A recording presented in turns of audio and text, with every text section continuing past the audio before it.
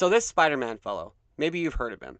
Well, he's back in his fourth film in the MCU. Since I don't watch trailers for films, I will talk around as much as I can, assuming that my audience doesn't watch them either. So this will be a spoiler-free review of the picture. For starters, I think Tom Holland has fully gotten into the role of Peter Parker slash Spider-Man, and he does a good job here the fourth time out. I can tell that he's completely committed to this role.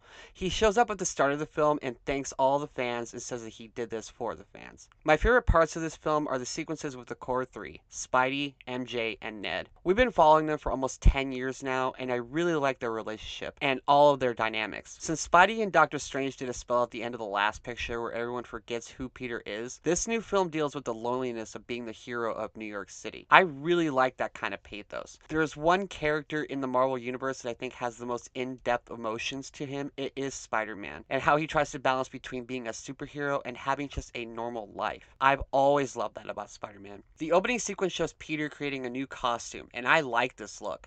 It's very similar to the comic book ones from what I can tell, and from my memory, pretty close to the PlayStation games as well. When the Sony logo popped up at the start of the film, there were a few boos. That's because of stuff regarding their gaming division, but I digress with that. Physical media for life. The first 30 minutes are good old-fashioned Spider-Man stuff, with him beating up criminals, helping cops out, and being loved by the city. I like the title Brand New Day because it does feel like all the extra layers of the superhero stuff from the last three films have been peeled back a bit and been stripped into a version of Spider-Man where he is fully established, but he's given so much room to expand further into more future MCU products, which I guarantee he will. The action sequences are mostly really well done in this film.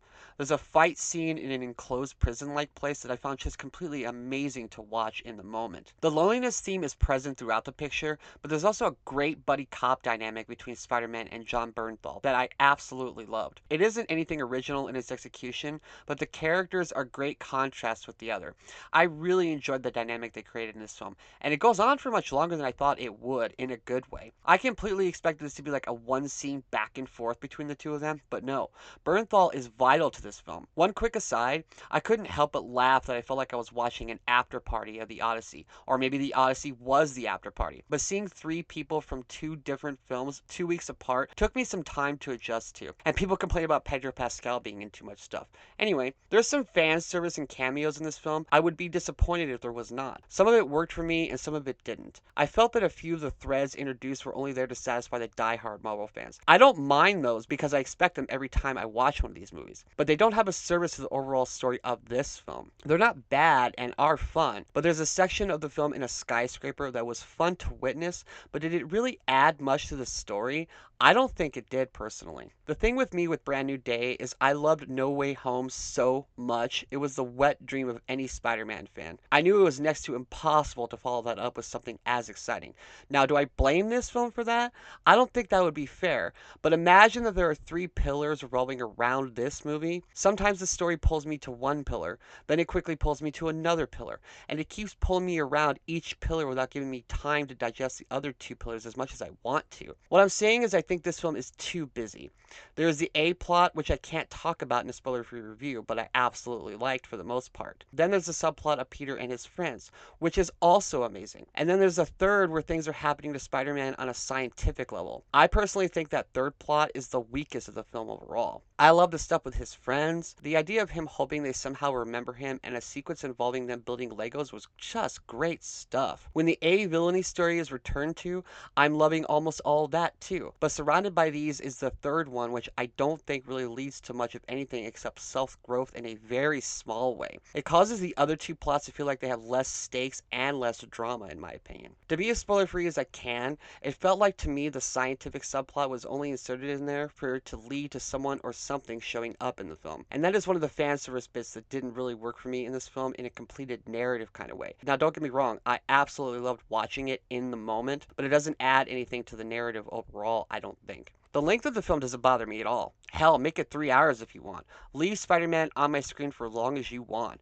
But certain things are left dangling, and not in a to be continued in Spider-Man 5 or Avengers Doomsday kind of way. More of a, hey, you got what you wanted out of that story, right?